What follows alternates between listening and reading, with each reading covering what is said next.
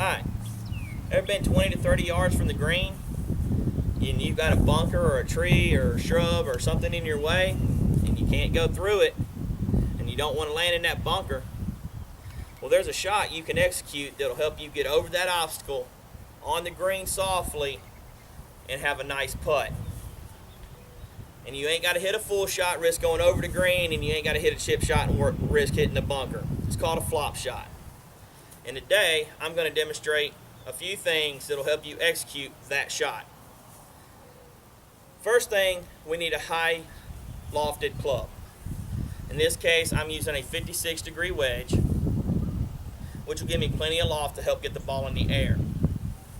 Now, even though it will get the ball in the air, there's a couple things we're going to do to help that happen faster and higher so that we get a nice soft landing.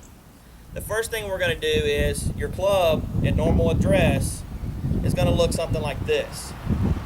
We're going to rotate, for a right-handed golfer, we're going to rotate the shaft of the club to the right in our hands so that the club will lay flat on the ground. Now when we do that, we have to re-grip our hands so that the club will remain flat throughout the swing.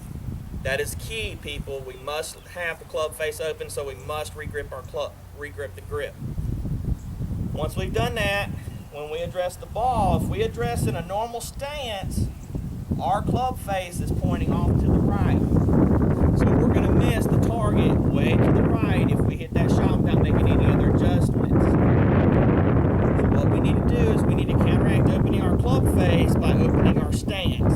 To do that, again, for a right-handed golfer, we rotated the club face we rotated the shaft of the club to the right. We're going to rotate our body to the left, the opposite direction.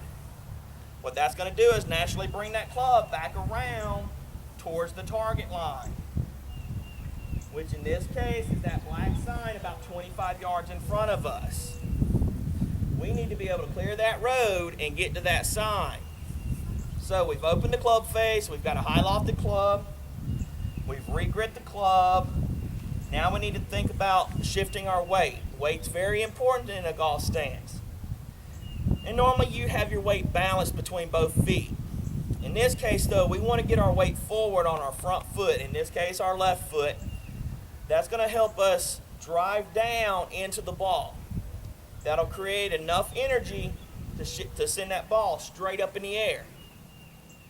Now, once we've done that, we need to be able to get that nice steep. We want to come in at the ball on a nice steep angle.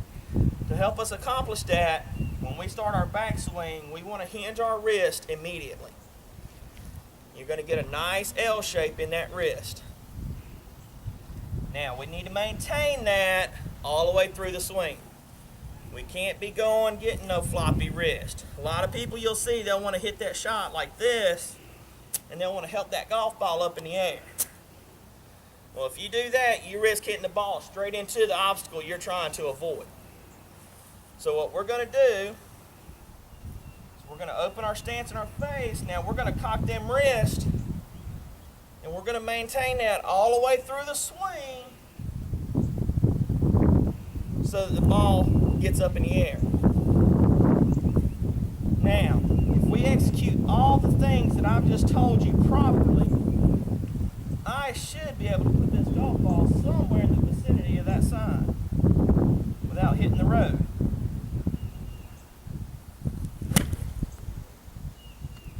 Or hit it a little long. Tell you what, folks, let's try that one more time. Nothing's perfect the first time, right?